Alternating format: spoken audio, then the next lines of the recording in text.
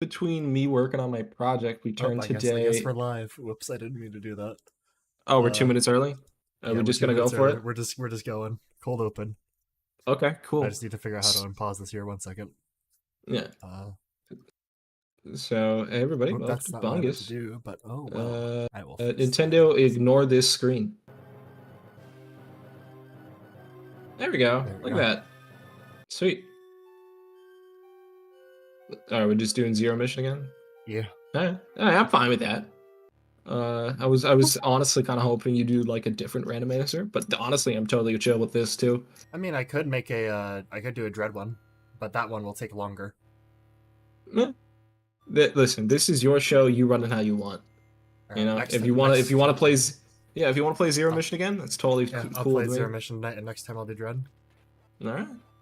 So while we're Same doing random. it, I'm just gonna set up the stream from the get go real quick, Okay. right? So you're gonna be playing the game. Meanwhile, on the other end, I have a project that is due tomorrow, and this is my thesis pitch, for better or worse, you know. And space jump, sweet. Is this a new seed, by the way? Yes, this is a new seed. Okay. That's why I Cool, say cool, every cool. time, because every seed recently I have gotten space jump start. All right. So yeah, back to what I was saying. So I have this project due tomorrow, and it is thesis pitching. No idea what that is. I'm assuming it's a health upgrade, or No, it's that the is ball. morph ball. It is the ball. So yeah, as I was saying for the third time, I have the assignment due, yada, yada, yada. I have to have two sides, an applied thesis and a scholarly thesis for pitching. And for the scholarly thesis, I actually want to reference my original APA paper, which was on Satoru Iwata. So during the stream, as I'm going back through my research for Satoru Iwata, and his various philosophies and how that affected Nintendo. Could I No, I don't think I could reference myself, but it would be really funny. That would be very stupid. It would be hilarious though, right? So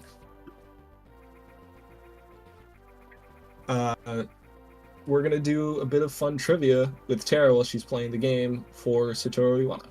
And I'm assuming you're gonna be okay with that, right? Yeah, sure, go ahead. Alright, cool.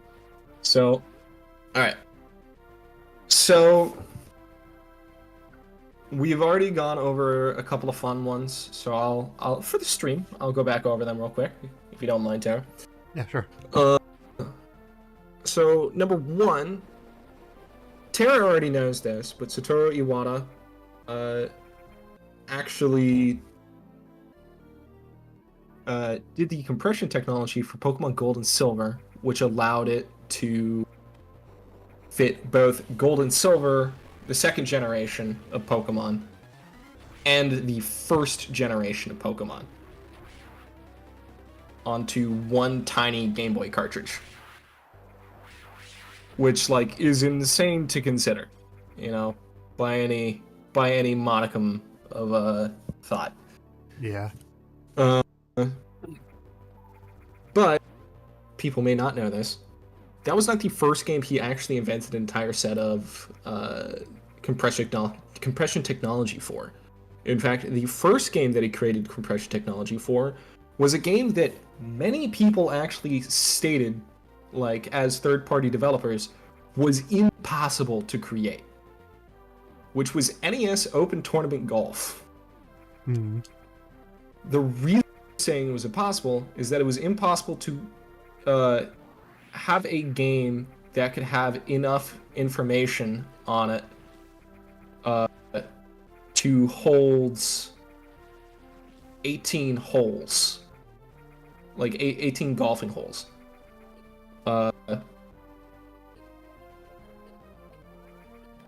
So, which like Satoru just immediately proved wrong by straight up fucking Making it. creating the entire compression technology to hold all the information for each of the 18 courses onto like this tiny cartridge, this NES cartridge, which I believe NES.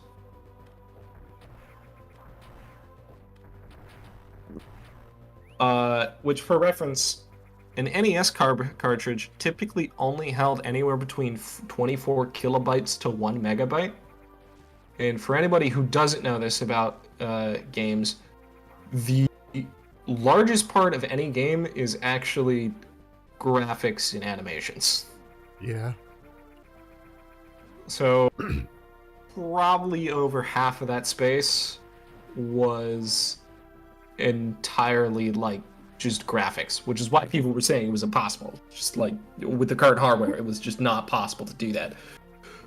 Anyway, I also brought up with Tara before the stream that Satoru Iwata had an apartment, and everybody would go to Satoru Iwata's room to quote go play at not quote, but like to go play at Game Center Iwata, which was Iwata's fucking bedroom. Because Iwata really, really fucking loved games. Which is actually going to be a later question in this, but for you on that, Okay. concerning his love of games. But would you like to guess really quick what Iwata's first job was? You already guessed Game Freak, which he never worked at. He worked with, but never worked for. Game Freak. Yeah, I don't think HAL Laboratories was his first job. It was not. However, how he got the job at HAL Laboratories is very interesting. His first job was actually for... Fuck, I literally just had it. Like, I just saw it. Commodore Japan. Oh, shit. Yeah. He also took apart a Commodore PET computer. Just took it apart, wanted to see how it worked. And, oh damn, that's actually like, pretty good. Extremely. Yeah. So... I get to do some funny things. Yeah, so he took apart the Commodore PET, which, coincidentally, had a lot of the same parts as the NES, SNES, and other consoles that he'd worked with later on in life. Huh. Manipulations. Forgot about that one. So, yeah, he originally worked for Commodore Japan. Do you know how he actually got his job at HAL Laboratory? How? He was invited to it by his colleagues in college. Oh. Yeah. He impressed them so much with his ability as a programmer that they were like, dude, we need a programmer on our team. And they just brought him in. And I believe at the launch of HAL Laboratory, he was the only programmer. Oh. I might be wrong in that. Yeah, so he would frequently show off his games to the Seibu department store's computer department, and by 1980, a group of employees were invited him to join their company, HAL Laboratory Inc.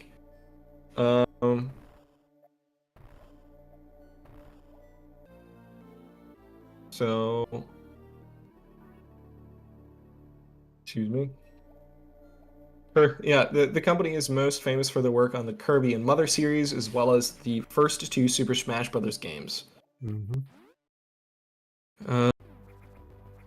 They started off making games for the MSX system and the VIC-20, which I have no idea what those two are, like right off the bat. After financial strain... Mac OS X? I don't know. Yeah, so after financial strain brought on from the development of Metal Slayer Glory, which was in 1991, for the Famicom, Nintendo offered to rescue HAL from bankruptcy on the condition that HAL employee Satoru Iwata was appointed as its president. Oh. Yeah, so Satoru Iwata was the president of HAL Laboratory, and also was the reason why it successfully escaped bankruptcy. Hmm. Yeah. On top of that, Satoru Iwata actually later on went to work at Nintendo, but we'll get to that. So he started out at HAL Laboratory and was the sole reason why HAL Laboratory actually started working with Nintendo. So without Satoru Iwata, we would not have had Nintendo be as big and prevalent as it is today. Potentially, anyway. Well, yeah, sorry. The company probably would not have. Yeah, fuck. HAL Laboratory would probably not have been as good as it is today. And on top of that, also Nintendo and the Pokemon Company.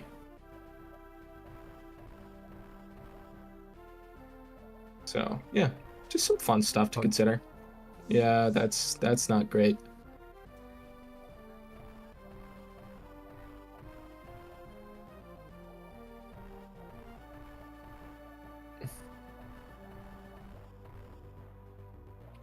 What else? What other fun Satoru Iwata facts can I bring up right now? I do not know. Oh, I did it? Hell yeah. Of course you wouldn't know. I'm trying. I'm the one who has all of the knowledge about Satoru Iwata at the moment. Yeah. I'm also too busy gaming. Gamer. Let's see here. Oh, plasma beam. A lot of the philosophy that Satoru Iwata brought to Nintendo definitely shaped Nintendo. Yeah. He had a very huge focus on, quote, games are meant to be one thing, fun. So, right off the bat, Satoru Iwata, games should only be fun. Or not, only be fun, but, that should be their primary focus. Which is my thesis, actually. And because of this, Nintendo produced, a lot of very, very fun games on what many would consider to be not as great hardware as their competitors. Which I feel like is a reasonable thing to say. But even then, a lot of the visuals they still do are incredible. Well, that also ties back to Iwata's second focus, which is focus on the game first, the technology second. Yeah. So you should primarily have a game that focuses on what the player can do, and then focus on creating an environment within the pre-existing hardware to create incredible software to go with it. Yeah. As opposed to other companies where they're like, check out all of our incredible technology that we can do and produce and do with stuff, but then create they create mid games, Which isn't to say that other companies didn't have the ability to create as interesting or as fun games as Nintendo. I mean, definitely not the fucking case. Because you have plenty of games that have both been on and off of Nintendo hardware that have been just as fun. Yeah. So I don't want to focus on the aspect of Nintendo is the best at everything, because that's not fucking true. What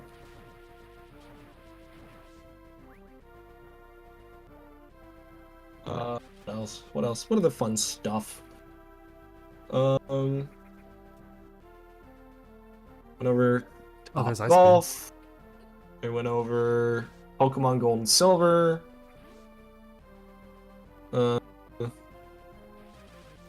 Yes, the invention of the Wii.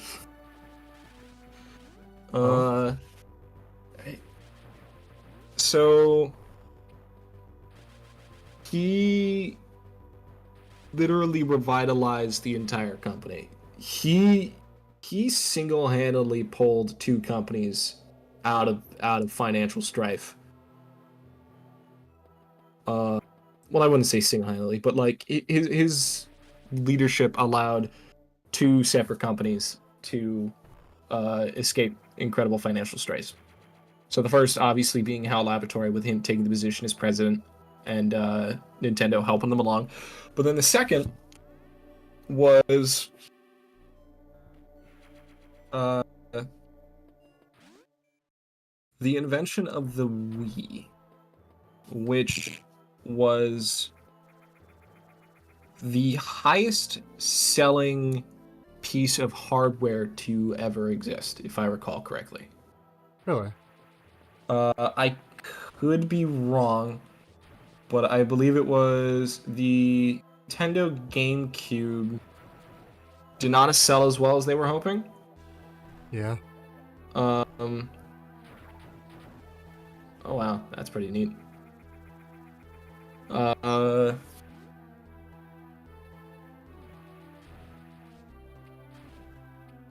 yeah, the Nintendo Wii's project codename was originally Revolution. Yeah, that's fun, right?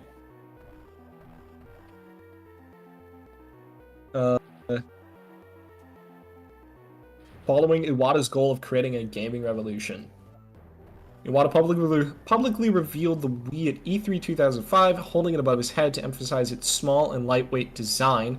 Reveal of the Wii's signature Wii Remote controller was withheld until the Tokyo Game Show in September 2005. During his speech at the conference, Iwata reiterated his stance on growing the gaming market, but expanded upon it by emphasizing the need to make controls less complicated. The controller's remote control design partially stemmed from Iwata's desire to have a device that was immediately accessible to all. He also insisted that the Wii Remote be referred to as simply a remote rather than a controller to emphasize its accessibility to anyone. The Wii ultimately popularized the use of motion control-based video games and proved highly successful for Nintendo, helping to nearly double the company's stock price. Oh. Yeah. Like, stupidly profitable console. Incredibly profitable console. Like, And it's then insane. Microsoft half-assed it. Well, everybody else... The problem with a lot of the gaming industry is that they focus on catch-up instead of innovation. Yeah. So,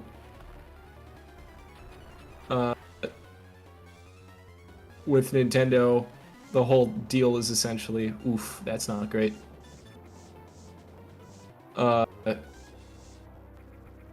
They had the whole whatever focus on the innovation followed by the usage of the hardware, and then in Nintendo and like Sony and PlayStation were like, oh no, we need to do something with that too, and then invented their own lackluster copies of the Nintendo Wii Remote. And granted, the Xbox Kinect was really revolutionary technology that just was not well created. It's basically the same case as the Virtual Boy,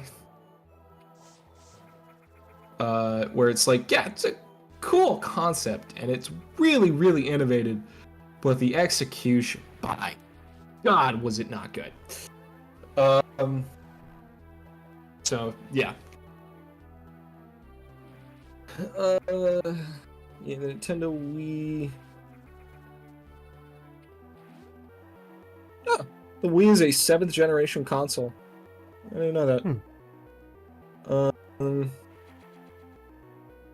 Because of Nintendo's reduced focus on the computational power, the Wii and its games were less expensive to produce than its competitors. The Wii was extremely popular at launch, causing the system to be in short supply in some markets. The bundled game, Wii Sports, was considered the killer app for the console.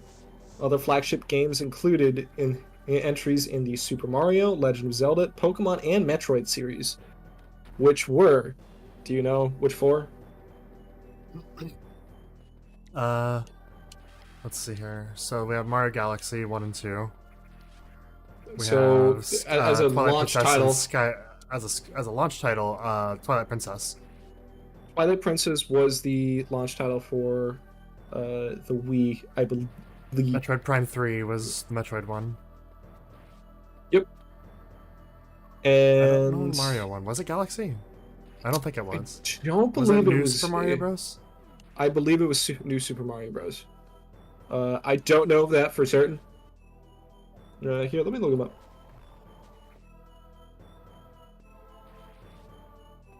Nintendo Wii launch titles.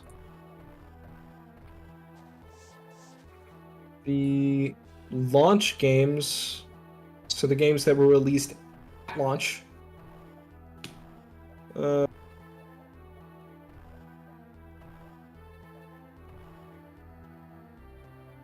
Wow, that was really not fucking helpful.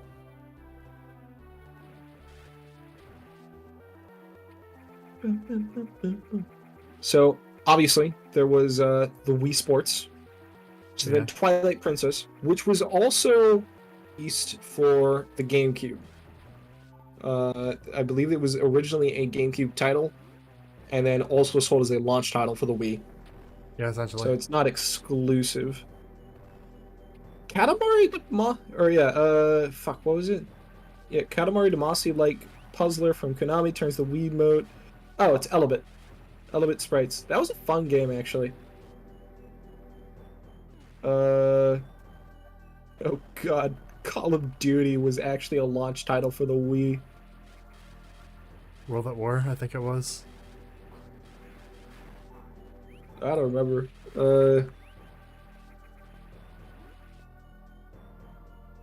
I just want to know what the launch titles were. That's for the Wii U. What's for the Wii? Ah, yes.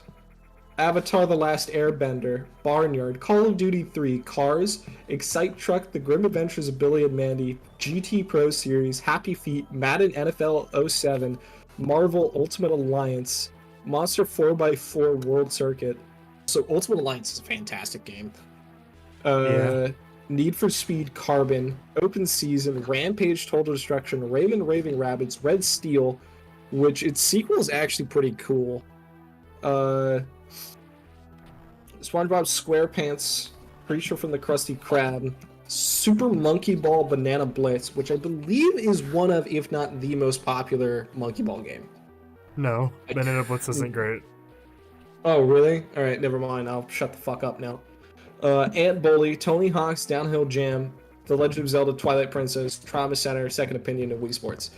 So, we've just been fucking lied to, I guess. Because there is nothing about Mario on there. Not really. New Super Mario Bros. U was the Wii U launch title, though. But yeah, it like was insanely fucking profitable. I think I put it in here.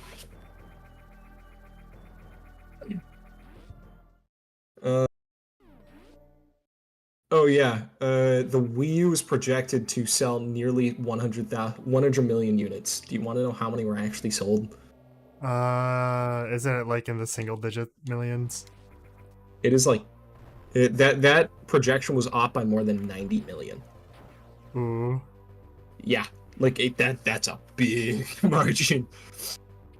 But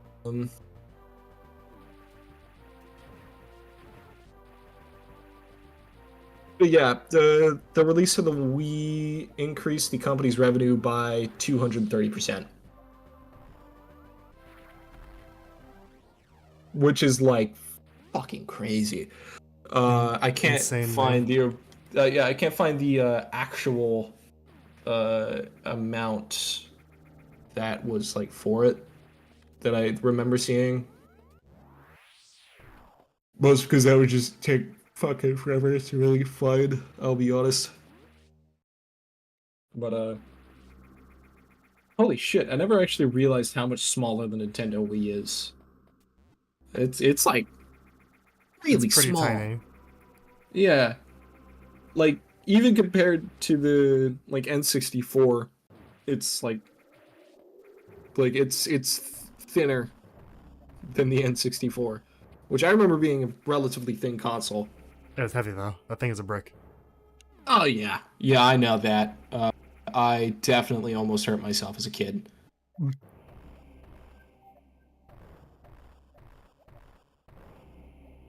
Uh, Yo. oh damn, that's actually pretty good. Yeah. Um, yeah. What else? What other fun stuff about Satoru Iwata and Nintendo? I compared him to fucking Coltrane. Like I believe his name is John Coltrane, which was one of the greatest jazz players or blues players in existence. Yeah, John Coltrane was an American jazz saxophonist, bandleader, and composer, and he was one of the best in history. So I just compared him to Satoru Iwata because they actually have like relatively similar stories, where it's essentially just two incredibly over-the-top geniuses, uh, who Just were able to just do their thing. was able to do their thing, but also like change the way that people viewed them, like viewed their industries, and changed the way people approached the industry as a whole. Yeah. So, yeah. Uh, Satoru Iwata is just Japanese gaming industry, John Coltrane. Uh, you've heard it here first, folks. Hmm. Yeah. Who would have thought? Who'd have thought? Any other facts you got from me? Fact Look boy. Ah, shut the fuck up.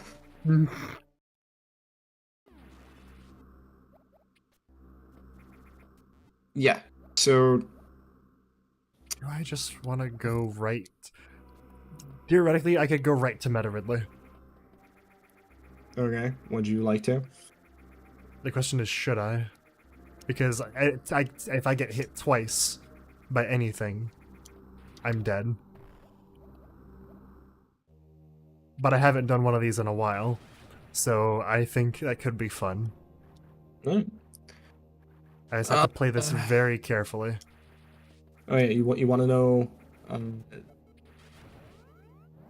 the like philosophy that he brought to that like helped them minimize costs and maximize profits?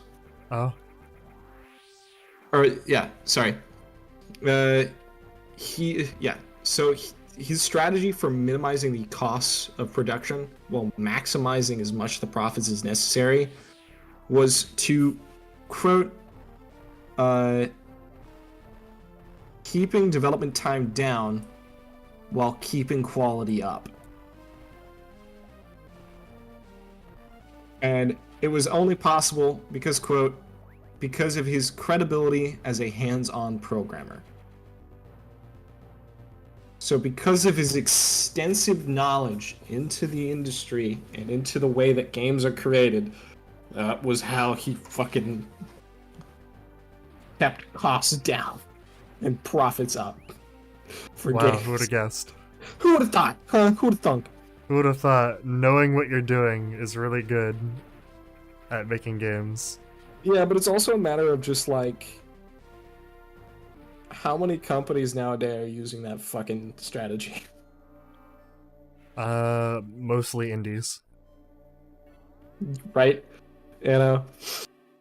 You have big So- ones like Larian or Remedy that are actually still trying to make fun games or games that are their own thing. Yeah. I will say that I believe that Larian, or not Larian, actually no, not Larian. Larian doesn't focus on extreme amounts of graphics to make up for, or just to like add to the experience, I guess you could. I'm trying to say. Yeah. Yep, there's those 2 hits. I have no idea what fucking hit you the second time. A space pirate jumped down. Yeah, I saw the space pirate jump down and then hit you, there- and then it was like a second delay, and then you died. Because a space pirate jumped down on top of me. There was Okay. 2 of them. Oh, okay, all right, yeah, that explains it. Because I saw the first one hit and I didn't see the second one. It was just like the first one hit you and then you died, and I was like, okay. Don't know how that happened. I'm not sure if it's even worth it for me to be doing this, but oh well. Do what you want. Do what you want with your body. Fuck. Oh yeah, that is like 4 Very bars of dangerous. health. That's insane. Anyway. So I have to play this perfectly in order to make this work. I do have like a lot of information on Satoru Iwata, but like I feel like I went over most of it. I was expecting this to take more time. Oh, yeah. I found where in my paper I put this. The Nintendo Wii single-handedly outsold both the Xbox and PlayStation 3 in the first year of its release. So yeah. I don't know if what I said about it being the most profitable console in history is accurate. I don't think it is, but it definitely sold way more than its competitors in its first year of release, which was fucking unheard of. This is not worth it. Really was not worth it, no.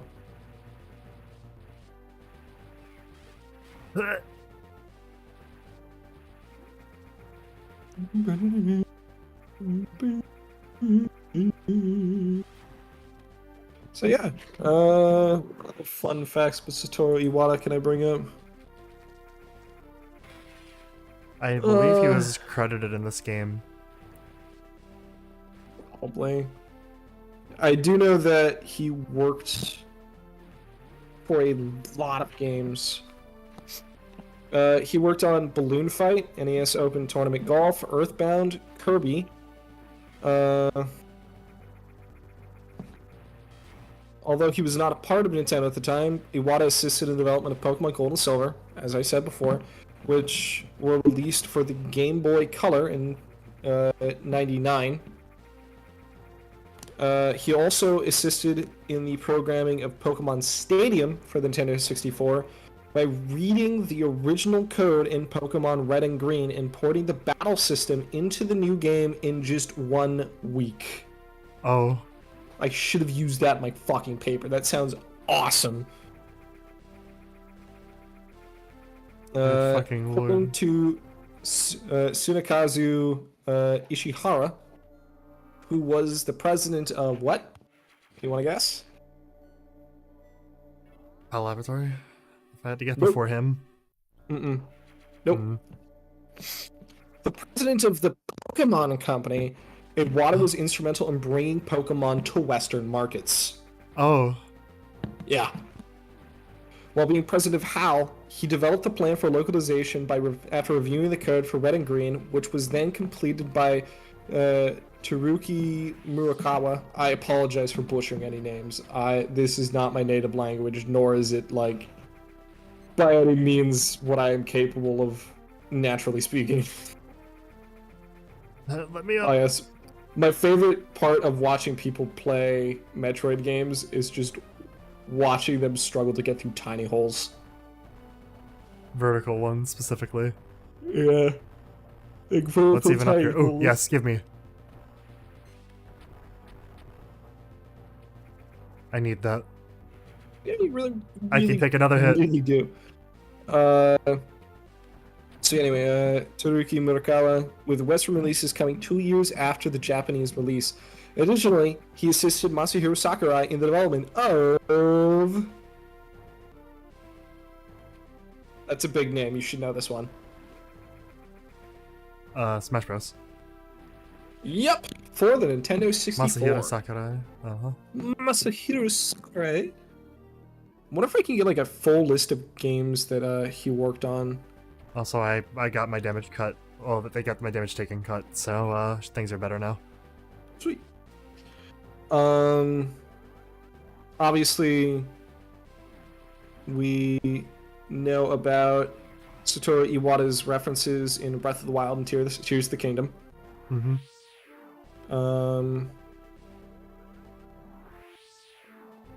In September 2017, modders discovered that an emulated version of the NES game Golf, which Iwata programmed, is included in the Nintendo Switch firmware, accessed by moving the Joy-Con controllers similarly to how Iwata would move his hands at Nintendo Direct presentations when the system clock is set to July 11th, the day of his death.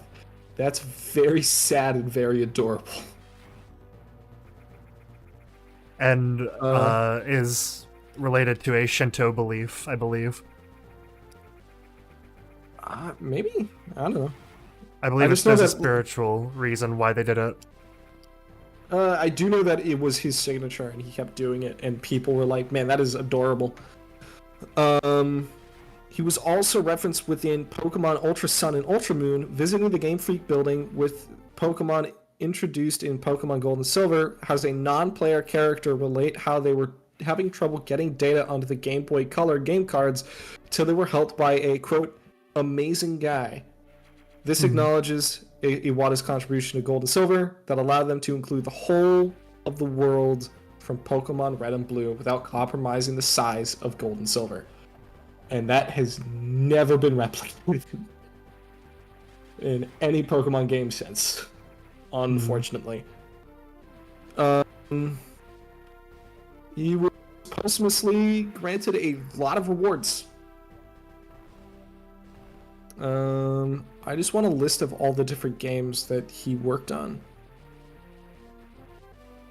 Assisted in the founding of Creatures Inc. and the Pokemon Company, which were established in 1995 and 1998 respectively by Tsunekazu Ishihara. Iwata later coordinated licensing changes domestically and internationally with the Pokemon Company when it became its own entity. Yeah. Soon after his promotion to president of Nintendo, Iwata assigned himself to a development team at HAL Laboratory working on Super Smash Bros. Melee for the GameCube to continue his programming passion. Which is fun, right? Yeah.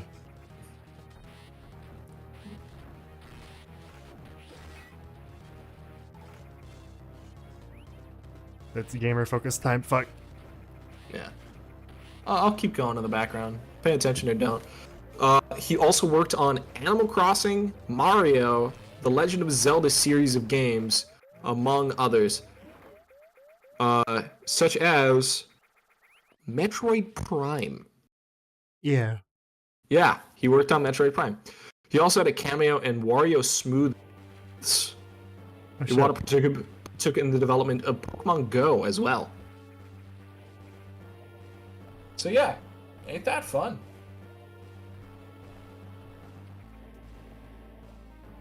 This is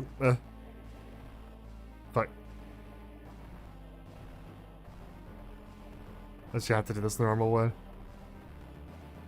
Look at you trying to be all fancy. Yeah. Sometimes you just need to be consistent. Yeah. So he did a lot of really interesting and fun things. Iwata was well known for incorporating his humor into Nintendo Direct videos, such as during a pre-recorded video shown at E3 2012 when he stared at bananas in silence for several seconds before turning to the camera. Incredible. Yeah. Yeah, if I could ever aspire to be like anyone, I would like to be like Satoru Iwata. Because the dude was just fucking brilliant. He was really good at what he did.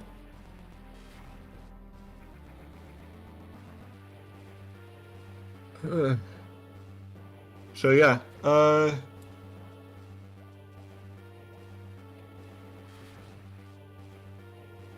could definitely use a lot of my references inside of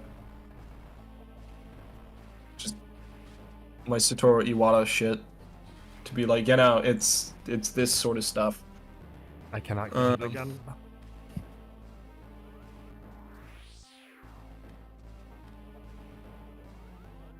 So do I just need like a single reference? Because that's kind of annoying. In the example, it's just like a single reference for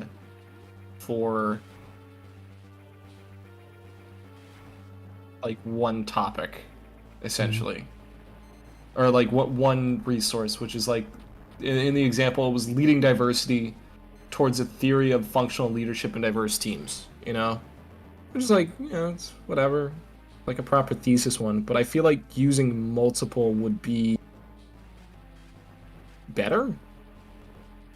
It's like, it's not just the one thing. There's more evidence to, my case than just a single resource. Yeah. No. I feel like that would be better. Oh fuck.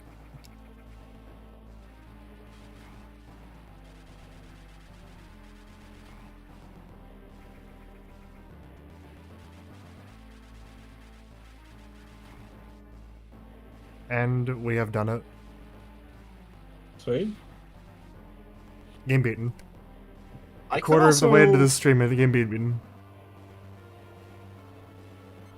Yeah, so I think I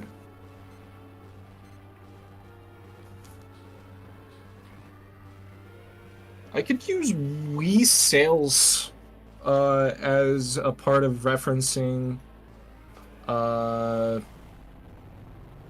why did that pod look like a spermazoid? That looks like a It whale. kind of does. So yeah, I think what I'm going to do is for my scholarly thesis, I'm going to use the success of the Wii and fun relations between popular games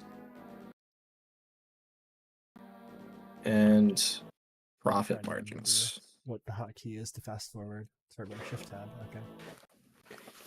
Are you just gonna do like another run, or are we gonna? I'm gonna What probably else are we switch gonna over to Metroid Dread. Okay. Cool. Yaku's producer Satoru Iwata. Yeah, baby. What is the in-game time on this? How long did it take in-game? 31 minutes. Yeah, no, I could have told you that one. Actually, I would have probably said like 41 minutes, but she like died twice, so. Yeah. 3 times? I don't remember. It doesn't really matter at this Surprisingly, I point. didn't die that many times. You really didn't. I was expecting you to die at least once during the Ridley fight due to bad luck, but that didn't happen. Yeah, I'm surprised. Genuinely. Oh. But anyway. Hide that. The Wii Mini! Oh my gosh! Anyway. I'm That was changing like some settings here. Let's see. I do remember that one of the guys who was Paramount in the creation of Splatoon was actually the primary programmer for the Mii's for the Nintendo. I need to go into here.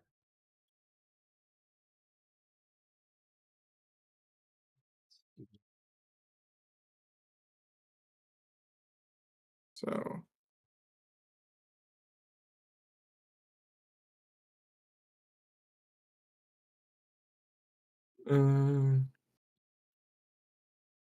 fun functions in games and hardware. Backed profit margins in the short and long term.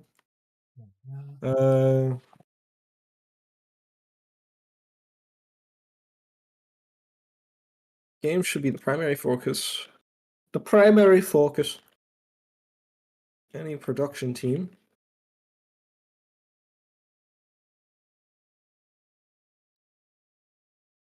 Yeah. Innovative quality. Games should be the primary focus of any production team. Who would have thought? Wow. Right.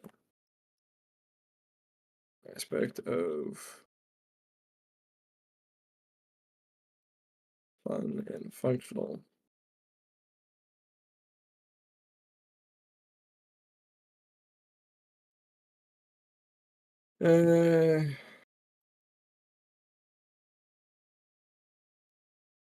Focusing on technological or graphical. Yeah. Instead of focusing on the technological advancements of hardware or graphics.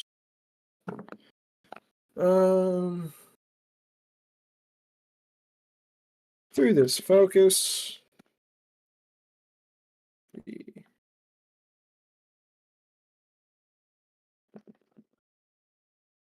released products can produce a higher margin of profit and recognition. I feel like that's part. Basically, all I'm trying to say in less technical terms is you should focus on how a game is before you focus on all the extra bullshit, Yeah, generally. because that will almost always lead to better profits. I know there's a lot of more stuff that goes into, releasing products. I'm not going to be, blind to that aspect. This is a matter of like, oh, there's the marketing aspect and word of mouth, and then also, like the time that you release a project or a product that could affect it as well. Like, why would you need, winter jackets in the middle of summer? You know, uh, or why would you release a game as a less well-known company during the time when you have really, really big names dropping? Uh, yeah. So that's a solid topic for that. Then through the past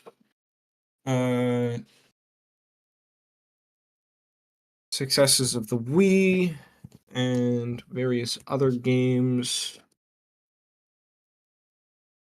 Do you think I could be able to use Wii Sports as an example? Probably. I mean, probably, but I mean, that was just sold with the Wii, but it's still like one of the most popular games. And I believe that also led to the popularity of Wii Sports Resort simply because of the fact that its predecessor was like so fucking popular. I don't think it's a reasonable one to use, however. Mm. Um, so yeah. I don't think I really have anything else to talk about for Satoru Iwata without scouring through his entire Wikipedia page and every single one of my references for Satoru Iwata, unfortunately.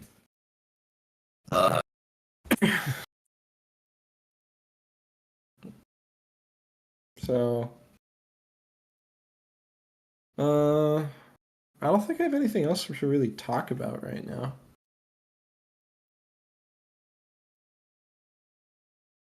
Ooh, I could talk about old Flash games that I played and like are having a slight resurgence in my modern life if you're interested. Mm. I'm going to take that as a absolutely, Jason. Go ahead. Yeah, sure, feel free. But Cool. I'm currently doing some customizations to. Ooh, All right. So, I'm have you ever doing played some. Learn to Fly? The Flash game. Yeah. Yeah, essentially I have. All right. Personally, I played Learn to Fly 2 first, and then I couldn't really get into Learn to Fly 1. But they both have very similar gameplay loops and very similar gameplay. Did you know that they released a third Learn to Fly game?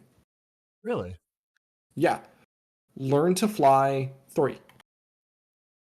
It is not great. We'll be honest. Um,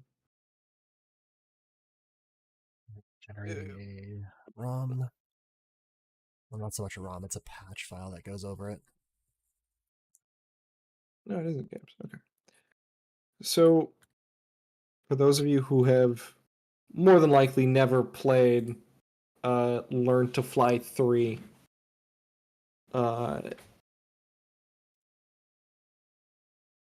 Learn to Fly 1 and 2 are both games focusing on a penguin learning to fly.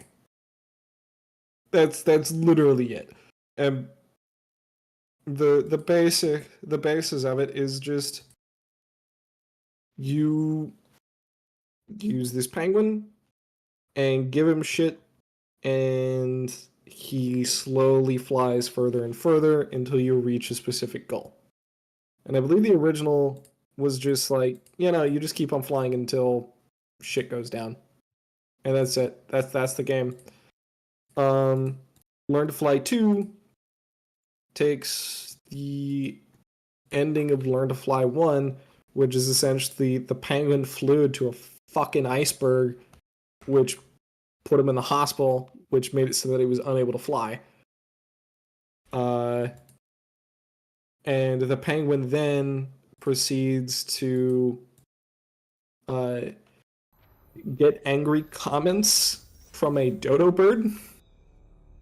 Hmm. And starts testing for an entirely new project to destroy the iceberg and fly even further.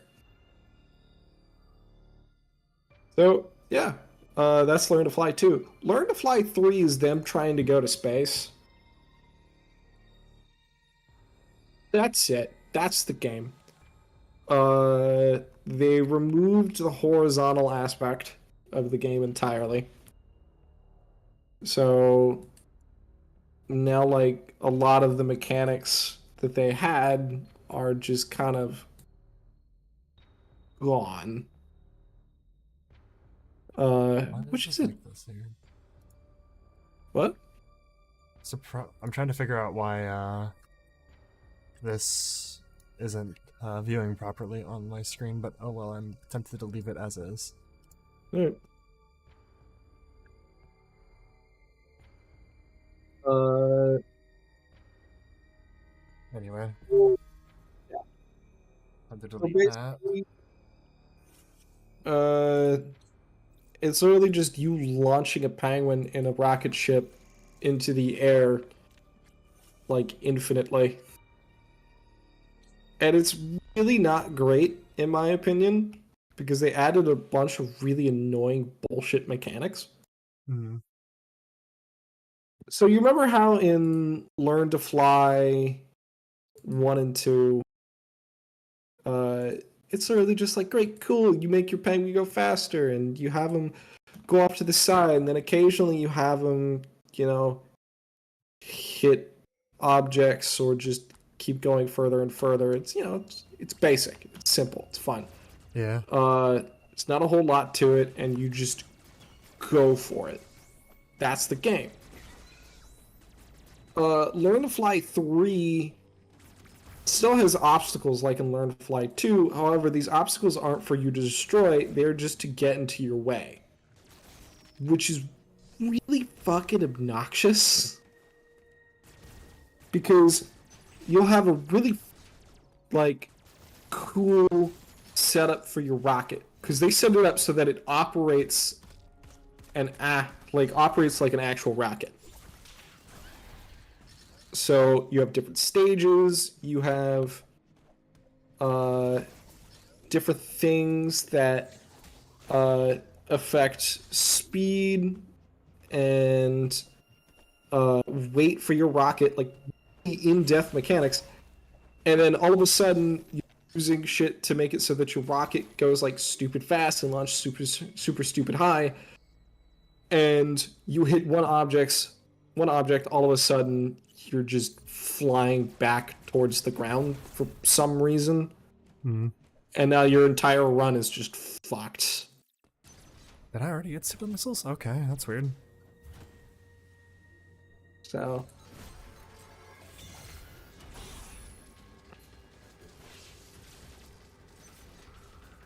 yeah, I genuinely did not enjoy it.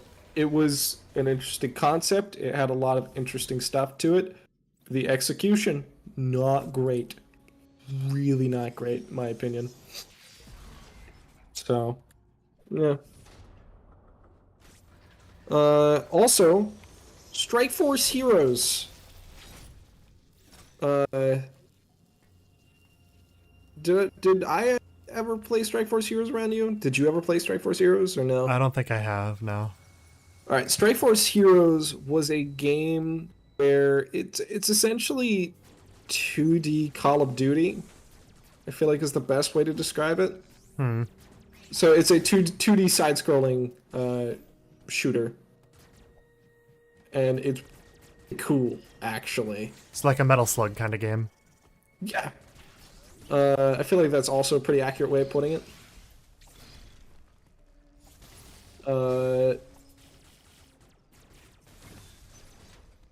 So very basic, very fun game, but it had a lot of interesting stuff to it. Like you had two different weapons that you can use. And you could swap between, a primary weapon and a secondary weapon, and then the different classes had different options of weapons, as well as on top of that, different enemies had, different. They also all had different abilities, which would affect how you try to play your character. So, for example, the sniper in the original game had a laser on his weapon that would help you with shooting, and on top of that, it also granted you what is it? Better crits for headshots. Hmm. Yeah. And then they released a new game which took all the mechanics from the original Flash games and rolled them all up into one. And it's actually like a lot of fun and really cool. So, like, for example,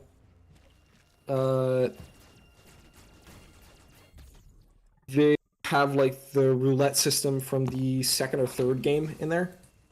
I believe it was the second game. So that you could always have slightly different weapons, and it wasn't like, all right, cool, this is the best weapon that you can get from the first game. There's also no in-game currencies, which are like external game currencies, which is fantastic. Whatever my external game currencies is, like a lot of games like this, like Call of Duty even nowadays, will have currencies that you buy with real-world cash, essentially. Warframe Platinum or V-Bucks, Fortnite. Yeah, which I fucking hate. I hate external game currencies. They're really annoying.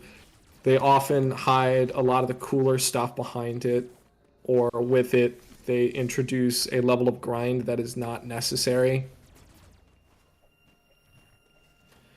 So yeah, like that's a really cool aspect, I believe, in the game. And like a bunch of other really cool, interesting concepts and ideas. kind of lost where I was going with this, but yeah, no, they re-released the game on Steam. Hmm. And by that I mean they did an entire remaster of the game on Steam. Oh. Yeah, and it's still pretty fucking good.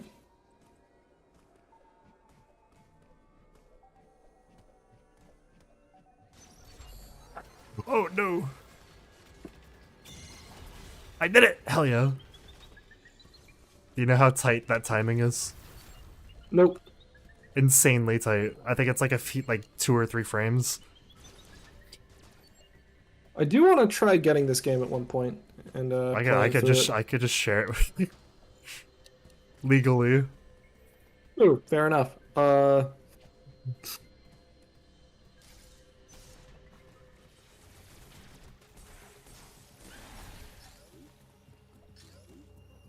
I don't have wide I beam for that.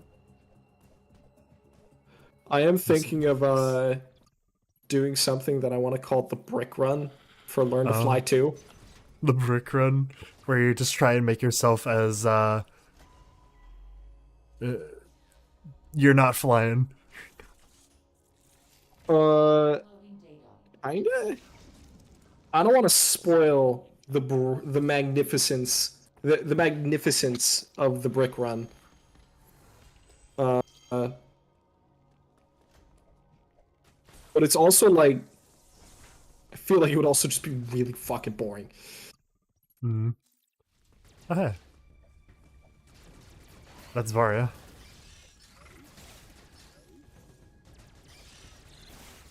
I think.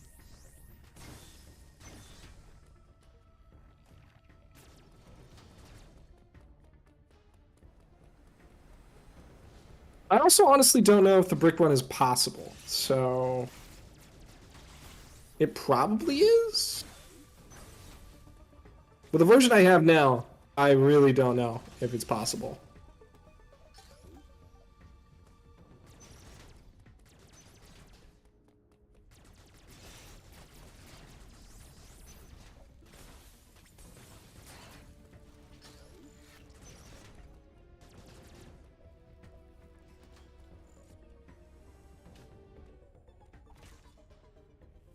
So what is the goal for this randomizer? Uh, beat the game, really. Okay. Do you think that's possible in one sitting? Probably not. Okay. So probably gonna continue this into the next session. All right, cool. Cool, cool, cool.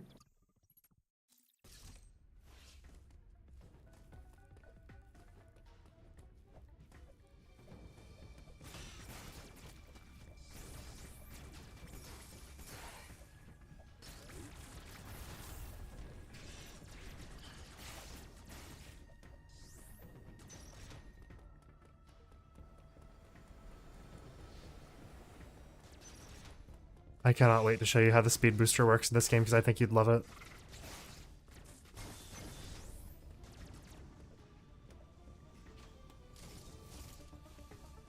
Alright, so how am I gonna handle this?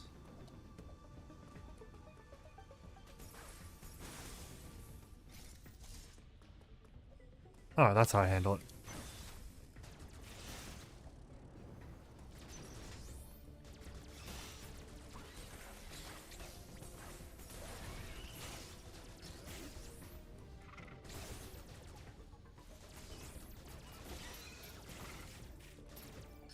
Okay, so there's nothing here.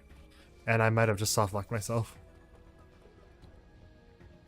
Oh, is this one like not as well optimized just yet?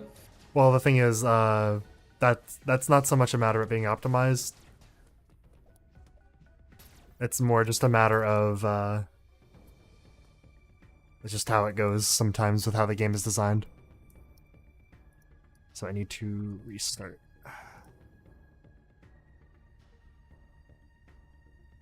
Yeah, I'm just trying to remember exact. I believe it's Super Metroid is like perfectly optimized, more or less, for randomizers. Yeah, you can still soft lock yourself there, but it's much more rare. Yeah. Ooh, it is. There we go. I had to force close. What did it like crash? Basically, yeah. Thankfully, I didn't save too long ago. Well, I had saved not too long ago.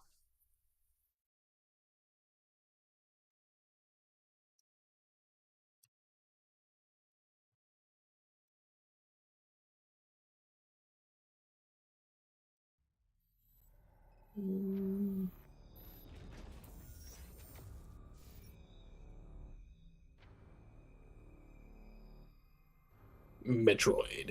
Read. Dude. Dude.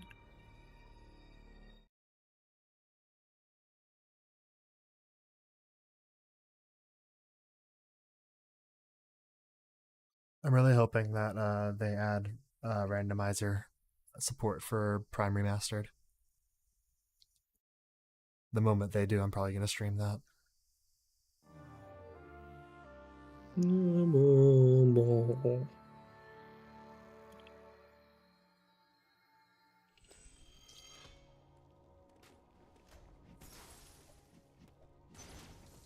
wonder what stuff I can find over here if I really want to check, because I can't remember. Oh, that's important.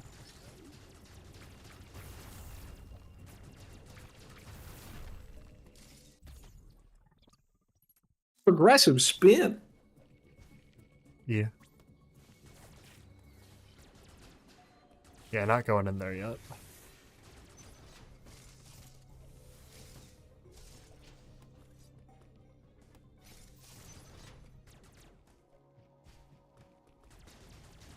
So unfortunately, I cannot do the brick run in classic mode for Learn to Fly 2, which is unfortunate. I feel But like oh you should well. be allowed to get the brick in any part of the game.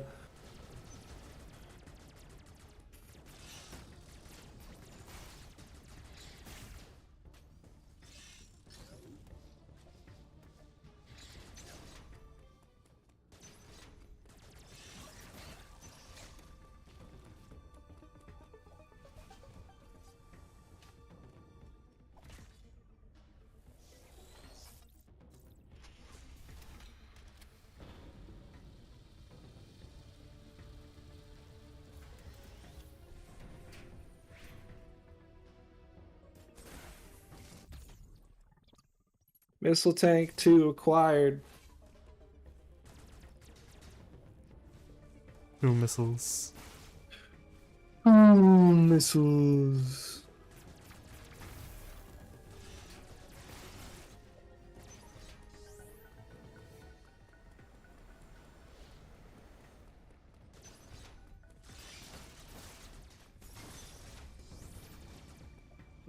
A bagel. 2 bagels. Alright, where do we go? That's not normally where we go. But fuck it.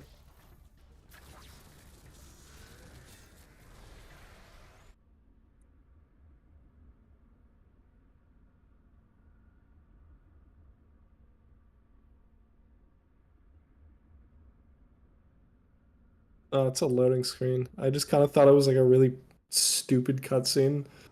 Nah, it's a loading Just, screen. just, just Samus just kind of like staring at something like, all right, here we go. Already here. Things are bad here. Ow.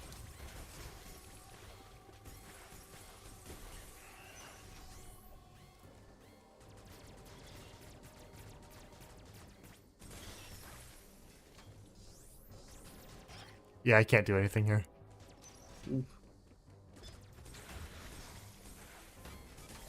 Ow. Yeah, I'm just... Fuck it. Why not? Oof. I wonder where it'll put me. Either back at the save station or on the transport. Yep, there it is. It's actually pretty good game design though. Yeah.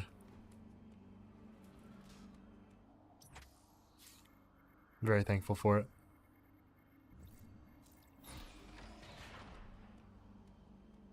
If I really wanted to hate myself, I could unlink them.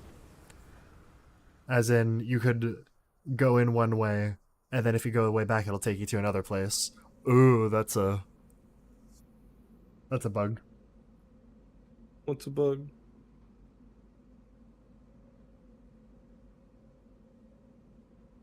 What's a bug? Uh, the screen it's on. Oh, okay. Because it's not normally supposed to look like that.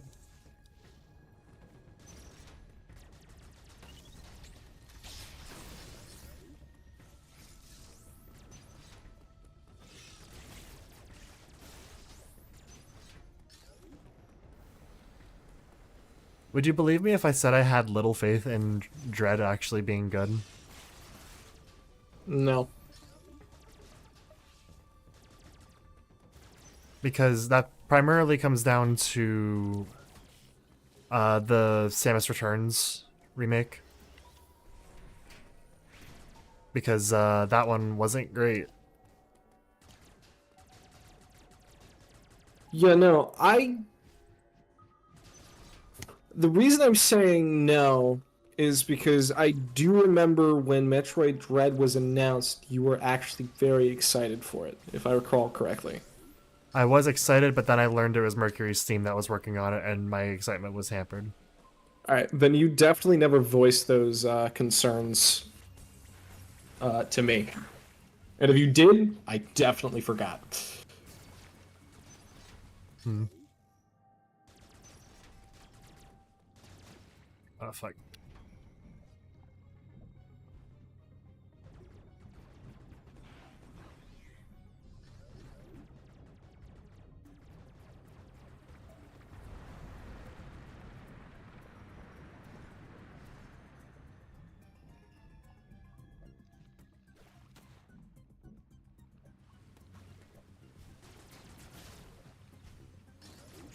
Forget what's up here.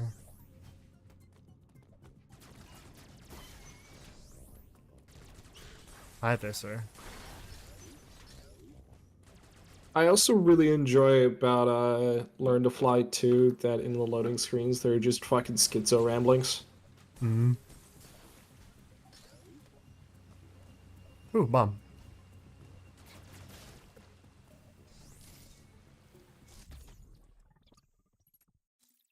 Progressive bomb? Yeah. The fuck is a progressive bomb? Basically, like, individual upgrades of the bomb over time. I thought it was just like a bomb that had like kind of misguided opinions, and then What do you mean, like kind of misguided?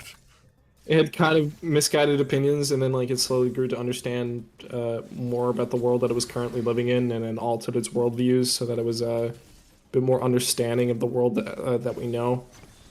Okay. I can accept that. I don't know. It was just a terrible joke all the way through. I will be honest.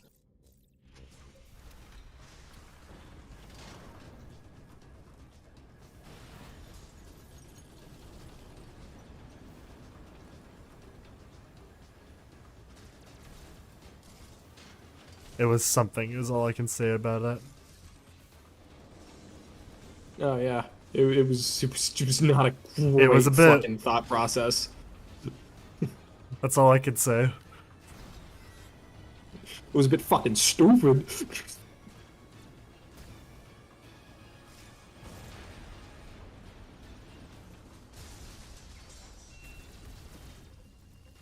Oh, you've got to be kidding me.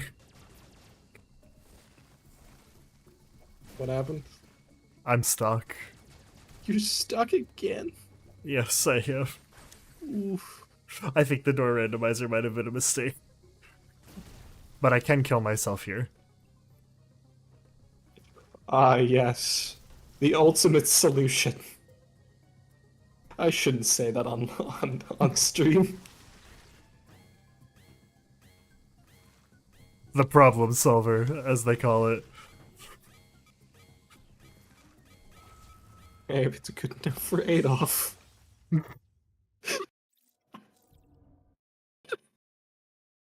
Christ. That I really shouldn't say on stream.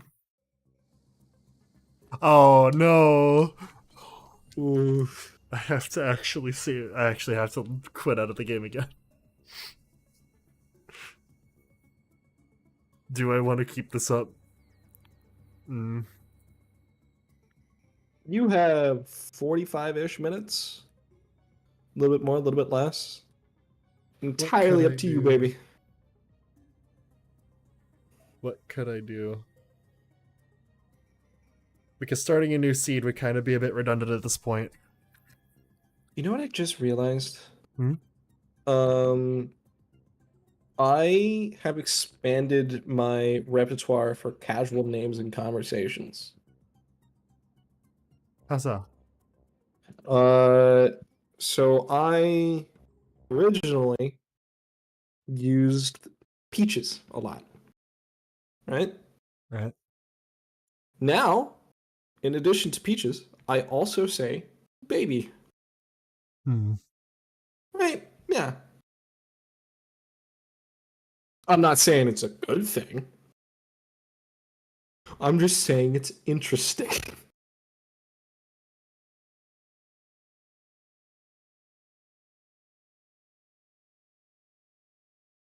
Right? I'm not a fucking freak for saying that, right? I don't necessarily think so. Okay, cool. Cool. What is the text I want to use for this?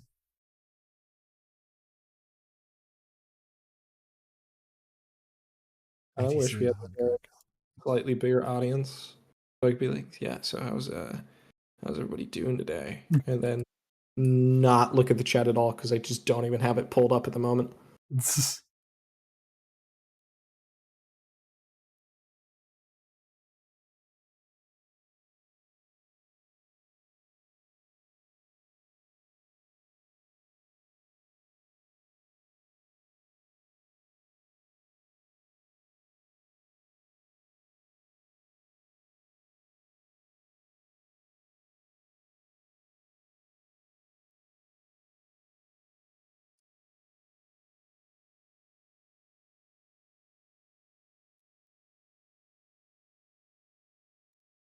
There we go. That'll work for now. While I figure Let's out what go. the fuck I added a text in. While I figure out what the fuck I want to do here.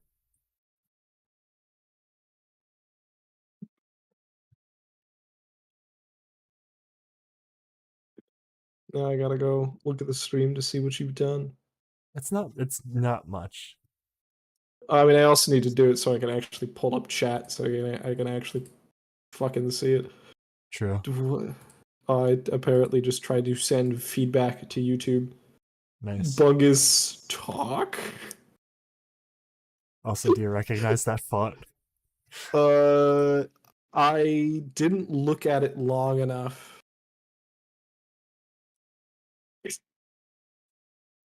I do not recognize that font. No. That's the font from Control. Really? Yes.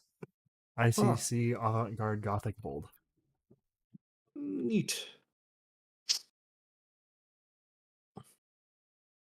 It's also used in Alan Wake 2. Yeah, that makes sense. I mean, the presentation of it is actually like It's a nice presentation. It's bold. It's eye catching. It's very easy to read. Very easy to read, which is why they used it for everything. Yeah.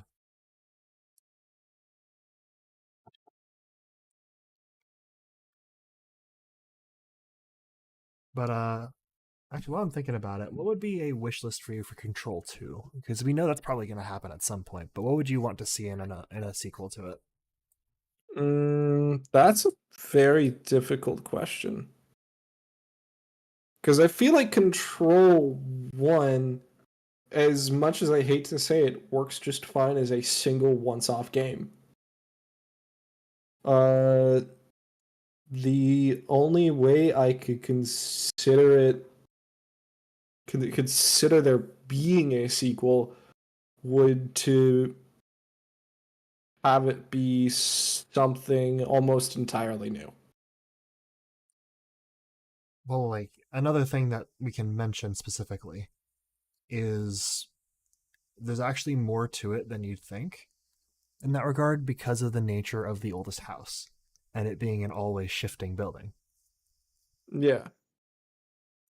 Things could inevitably get shifted around, and that would be an excuse to change the level design. That is true. That is true. However, what I mean is that I feel like the game works just entirely isolated how it is. And I feel like doing something with the oldest house again would not do the game any favors. That's fair. So it'd have Yeah. to be so it'd more than likely want to be a different kind of setting, Yeah. which So we can potentially do because there are alternate realities and such. well, there's alternate realities, but also on top of that, there is also the concept of other alls, Other like, AWEs, yeah. yeah, like the lake. So, do I think there could be a sequel to Control? Yes, of course, definitely. Do I think it should be done with Jesse Faden again? No, no, I don't. Uh, do I think the inclusion or declusion? Declusion is a word. Uh, exclusion of Yeah, Jesse there you go. Faden, the sequel, would impact it positively or negatively. I She don't should be there believe in some so. case. In some She, form, she she should should be there. definitely appear in the game to some capacity. Do I think she should be a main character? I don't know. Uh, it would certainly have to have a character that could be comparable to Jesse Faden in some degree. Because, like, without Jesse Faden in the game, I mean, like, what's the fucking point? But Yeah. I feel like it would be very weird to do and or explain exactly how Jesse Faden would get Metroided in this scenario. You know what I mean? True. How she would lose her powers and all that. I mean, what the way I think of it, uh, if they wanted to do it that way, the board could try to fire her.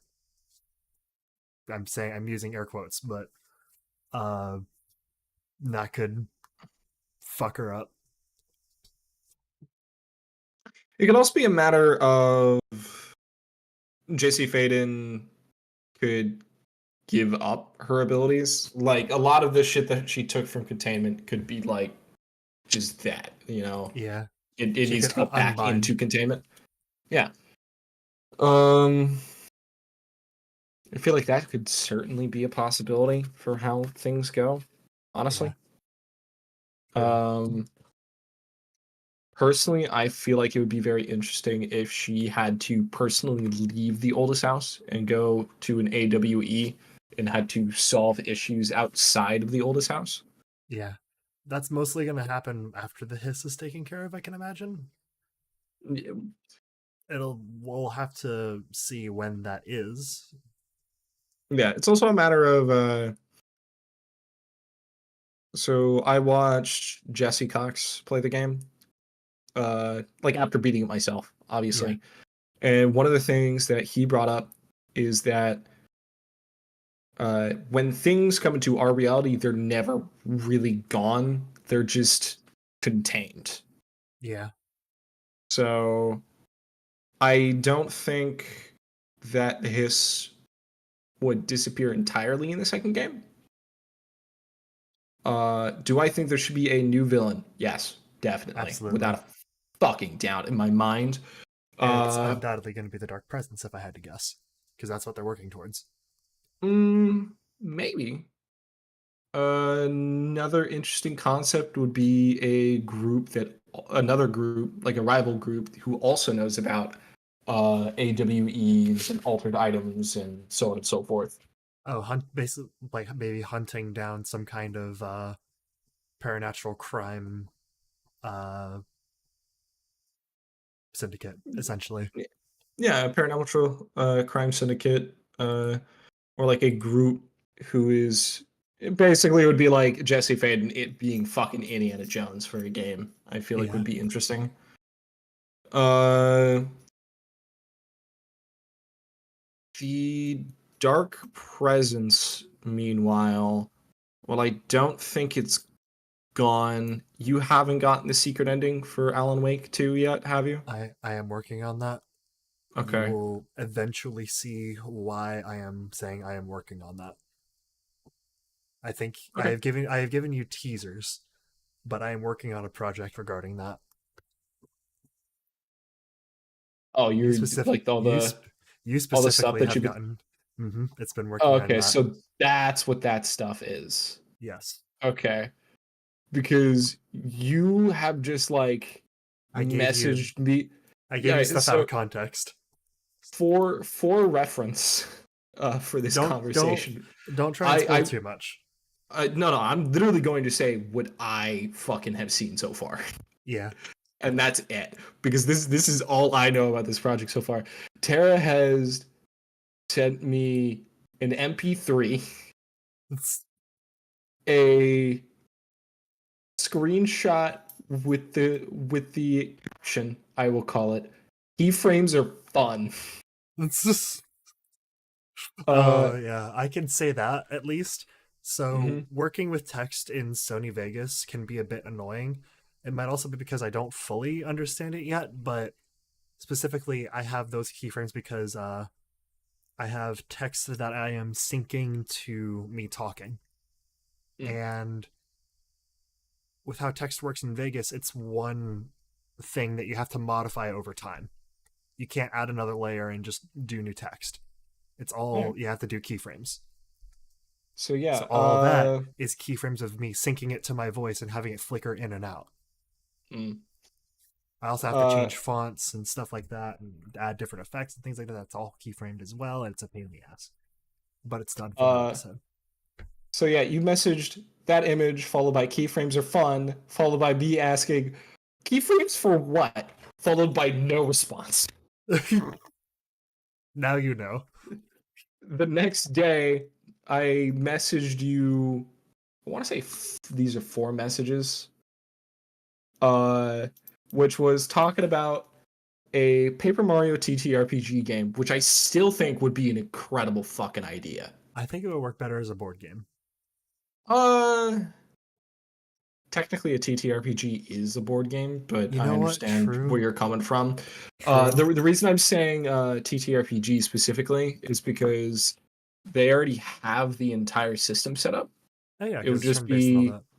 Yeah, it would just be making it so that classes and races very closely overlap. So you have a lot fewer things to work with overall, which would, because of the simplicity, I feel like would lead to more stuff. Yeah, and also probably work more into the paper stuff. Yeah.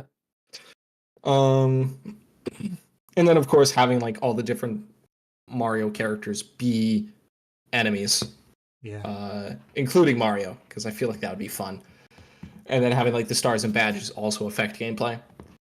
Uh, Followed later that day by me saying like, this is going to be a direct quote because I do want to know your opinion on this, Okay. because you never responded. I feel like the previous console generation, you could argue the victor either way. The PlayStation 4, Xbox, and Xbox One both bringing some ass shit to the table that allowed some pretty great results. I believe that sentence was meant to say both bringing some cool ass shit to the table, but I think I typed this out on my phone and I just kind of type and go for it and then just send whatever the fuck I think. So that yeah. Sony has Bloodborne, so they win. Uh but this console generation, it was the Xbox Series that came out on top. No, That's what no, I no, that's what I believe. no. I do know I'm excluding Nintendo from this conversation because They're they're doing off their in own their thing. own fucking world. Yeah. And I feel like it would be no contest. Nintendo Switch definitely won a lot of shit for this current console generation. Yeah. But between the PlayStation 5 and the Xbox Series, just, Xbox Series S and X, Xbox Series came out on top. Yeah. Would you agree or disagree with that? I'm not entirely sure because PlayStation has had some banger games. Mm-hmm. Returnal. I can't say the Demon Souls was great because that seems to be very I'm talking divisive. about this current generation.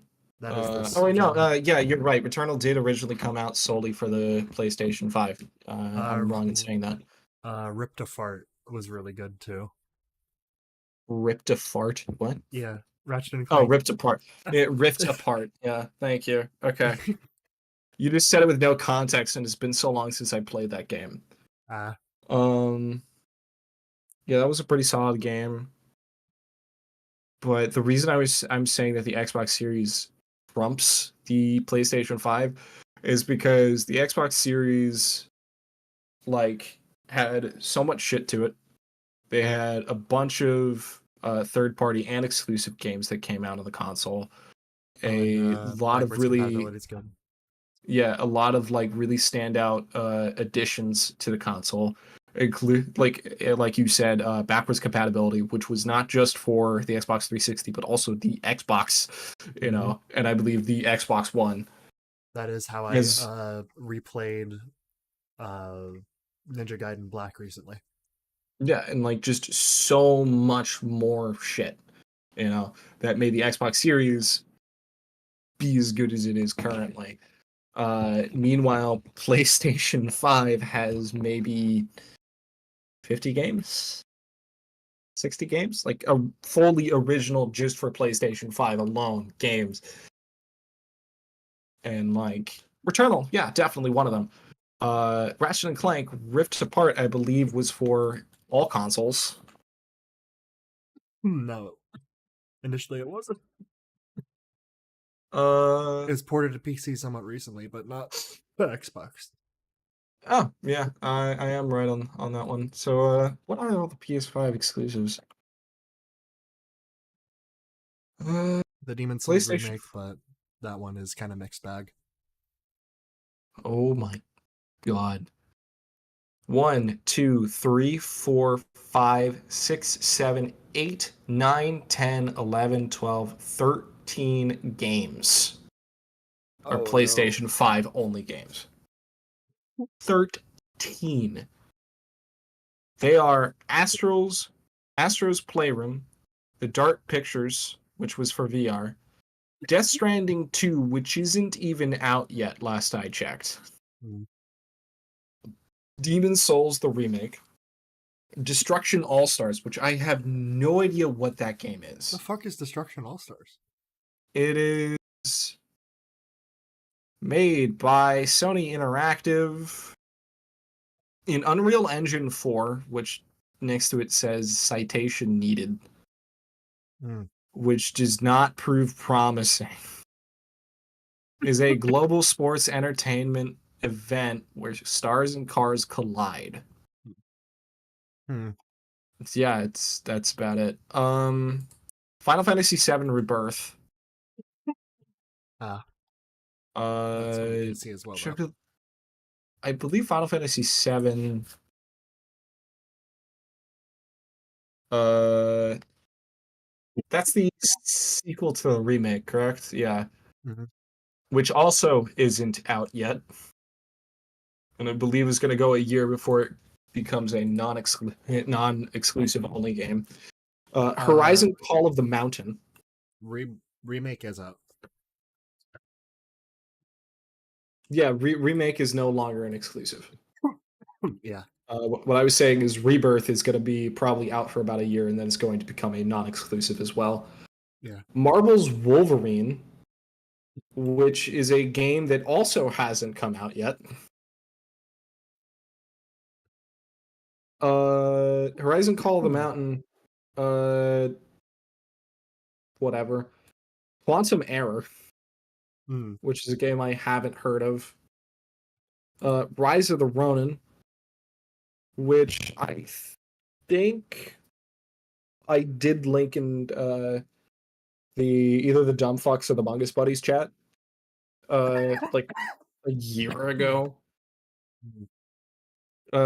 Which looks cool as shit. Silent Hill: The Short Message, which apparently is a travesty. It's not a travesty. It's actually Really? pretty all right. Okay.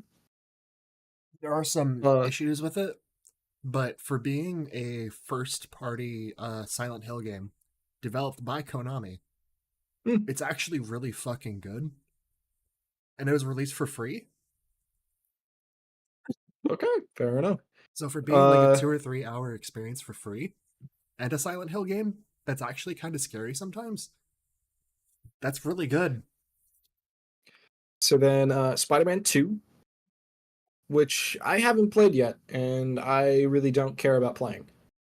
And Stellar Blade, which also hasn't been released yet. So on this list of games, at least 1, 2, 3, 4 games, 5 games have just not been released for PlayStation 5 exclusives. Lovely. Yeah. Anyway, back to our original conversation. After I asked that, which you never replied to, you sent me 2 screenshots, which was how many pages this project was, as well as the title for the script,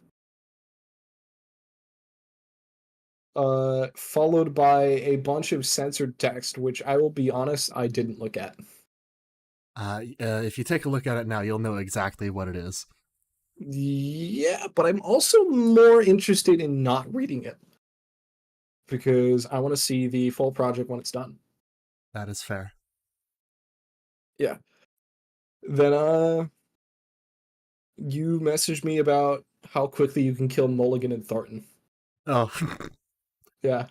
I found that out by accident. I just wanted to Mhm. try it out, and it turns out it works. Honestly, you should submit that as a speedrunning strategy. There are some tricks I have found out. I've also found an interesting bug with wolves specifically, where Alright. sometimes if they charge at you, they'll just stop and then stand there, and then you can just walk up to them, and they'll just continue to stand there. So you can Oh just yeah, take that's out your that's shotgun and just fucking blast them. that's a constant bug, and I don't know why it's still persisting. I mean, it's not as Uh, common as it yeah. once was, it seems. I've had it happen to me twice. What I'm saying like is it's still a constant bug because during my initial playthrough of Alan Wake 2, I had a lot of those same issues. Ah, Yeah, to which I responded, "Cool, I'm in the most boring class I've ever been in." Which, for more context on that, I'm not going to state what the name of the class is or anybody involved, but it was a Zoom meeting class oh, with I a didn't do this teacher who part. was not our original teacher, and they were the knowledge was there. They were not a good teacher, if that makes sense. Uh, if I could go into more detail, because I feel like that's not enough context. Uh, to teach a class, you definitely need the knowledge, but on top of that, you need the ability to present the knowledge of the topic. Hmm. And in some scenarios, people have that ability, but then other things got in the way. Like I've had teachers who just had incredibly thick accents, and that made it difficult to understand the topic because you'd be sitting there trying to pay attention to what the professor is saying, and they just have like you can't understand a single word coming out of their mouth. And I mean that's no fault of their own, but they definitely have the knowledge, they have the ability to present and all that other stuff. But sometimes you get a teacher who is definitely incredibly knowledgeable, lots of experience, lots of time working with this subject, and like all of this other stuff. But when they go up to present it, they immediately go from like talking casually to, so this is what we're going to be discussing today. The topic of the day is to do all this stuff. We're going to be recovering all of the stuff that we went over last time, and then also going over the new concepts for this class. And during this entire class period, we'll be going over these topics for these purposes, and hopefully from this you'll be able to learn these subjects so that will be capable of helping you with future subjects in this class. And like, you can't learn like that. Like, I'm sure if you had a teacher like that in class, you wouldn't be able to learn. Yeah. Yeah. So I don't want to talk shit on the teacher. I do know other things about the teacher, but I am saving full judgment to like meet her in person. But for the most part, that first experience was just not very good in terms of teaching. So I didn't really learn anything. Yeah, and that's basically all that you sent me for this project. Yeah, because at this point I want to keep what I tell people to a minimum. Yeah, no, Because that's entirely fair. Because I realize a lot of the problems that I've had with keeping projects, keeping up with them, is that I end up talking a lot with people, and it kind of makes me feel like I'm building up expectations for myself. I feel like another good thing for you to consider, and this is something that my brother told me, is that if you tell somebody about a project before you're done with it, your brain mentally checks it off and basically says, well, you're done. Oh. You got it out there, you know? And then because of that, it creates this little mental thing in your head going like, yeah, no, you don't need to go any further with this project.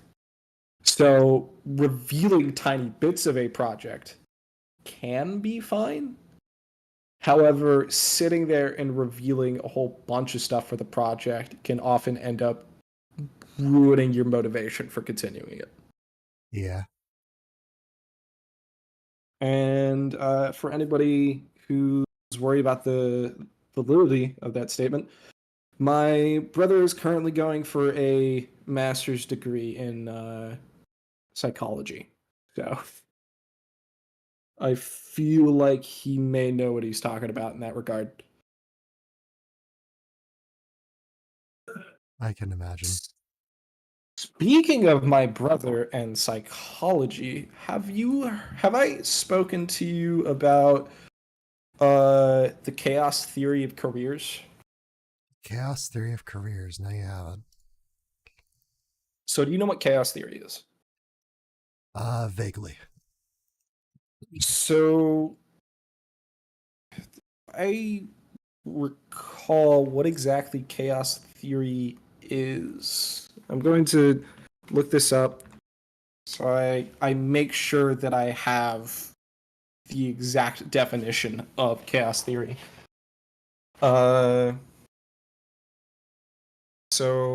chaos theory is essentially the study of things that were initially thought to be completely random, but it's essentially like everything always flows into exactly how it's meant to be, even though upon external view before the finished product, it looks absolutely insane and nothing is related to each other.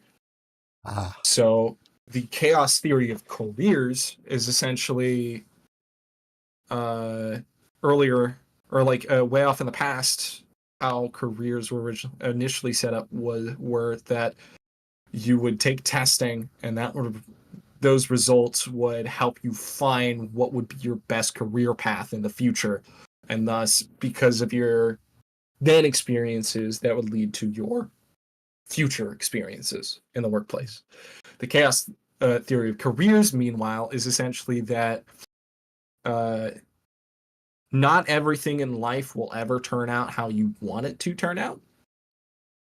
And with that, the various places that you end up in your career can oftentimes uh, help you in future places in your career.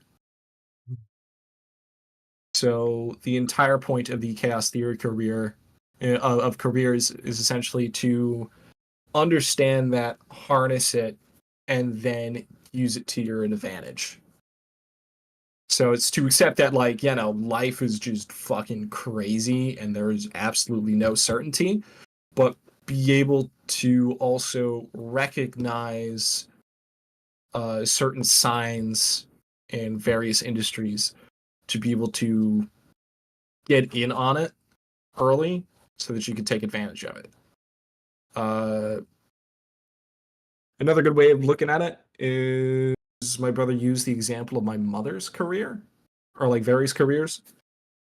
So, for example, right after college, she went and she worked for a nursing home.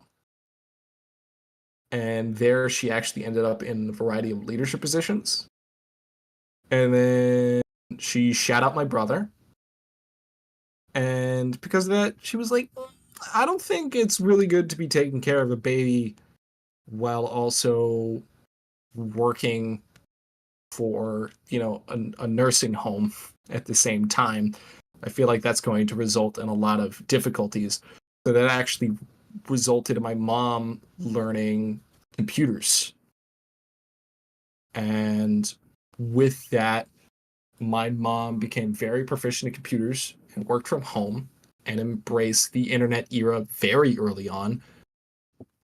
And from that, that granted her both leadership, the ability to hand childish people, and incredible tech prowess that far surpassed her peers, like peers of her age, and that resulted in her getting a very prestigious, if not incredibly stressful, job at the school that we both graduated from.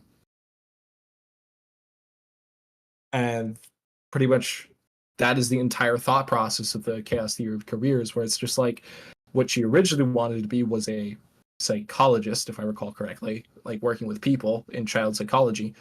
And where she ended up was at a school handling what is essentially a bunch of children. Uh, Hmm. oh, Tara muted me in the middle of all this, or muted in the middle Yeah. of all this. So, Whoops. yeah. But yeah, that is the chaos theory of careers. It's essentially just the various moments of your life, the various paths in your career that you've taken will often result in you learning skills and abilities that will help contribute to future career paths. And more importantly, the entire purpose of it is to help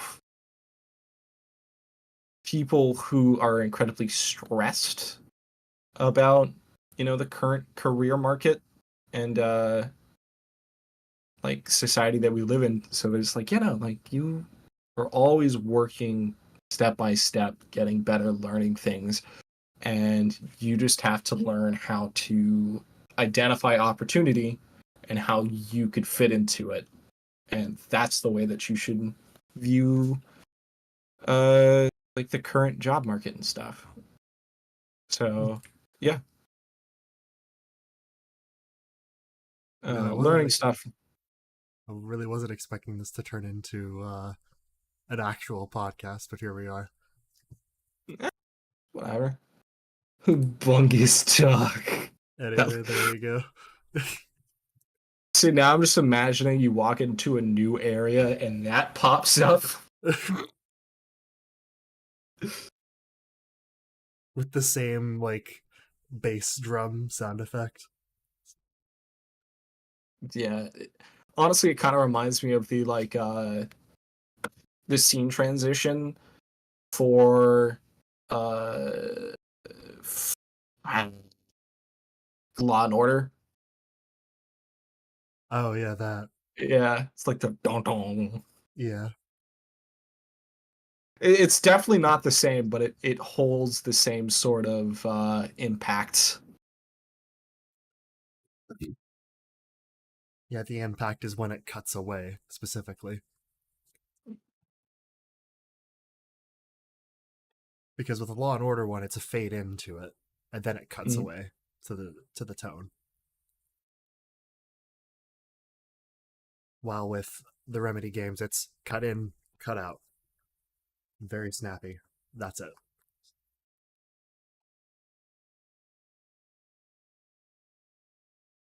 You know, upon replaying through Control, uh, there was like one section of the game that I remember being a part of the main story. And it was essentially like you had all these troops trapped inside of it and everything, and they're fighting in this like active like world event and everything, like altered world event that's inside of the altered house or the oldest house essentially. And basically the entire area is being filled up with, I think it's folders. I can't remember exactly what it's being filled up with, but it just kind of like exists in the oldest house, and you have people in there. And I remembering it being a very big part of the main story, and then it just doesn't exist in the main story like I remembered it. Okay. Yeah, so Huh. I'm just like, this entire section of the game is just Not gone. here. And I know it exists in the game because there's an entire area that I can't fucking get to, and I don't remember how to get into, and I don't know what it was, and I don't know how to look it up. Oh,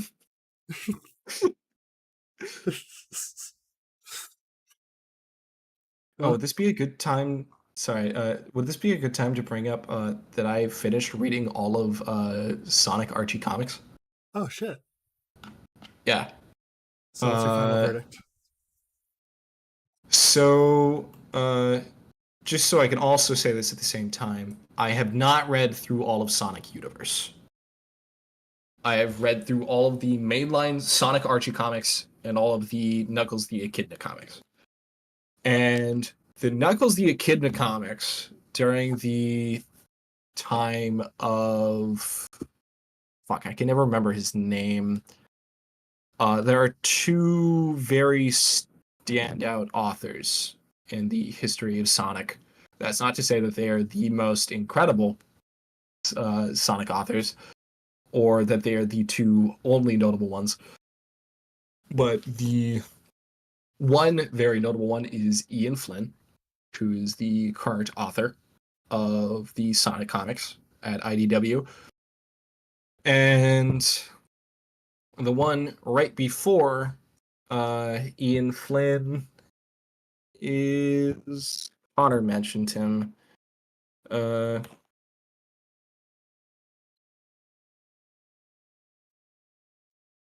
or Ian Flynn. Ken Penders. Hmm. Um, so there are, I would say, 5 to 6 eras of Sonic, and they could all be broken up to very clear moments. Overall, I'd say the series is pretty solid. A lot of really fun ideas, but it was definitely the most true to itself towards the beginning and towards the very end.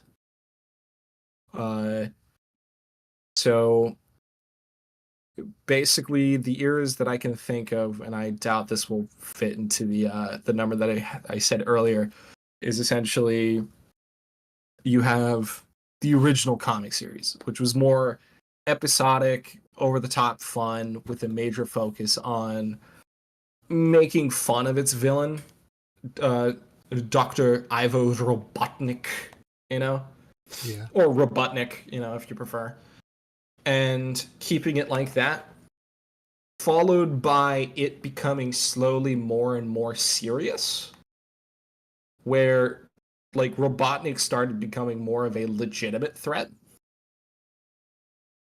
Uh, into the dear God, why do I have to read an entire essay to get through a page uh era, which was just slow, like just not great.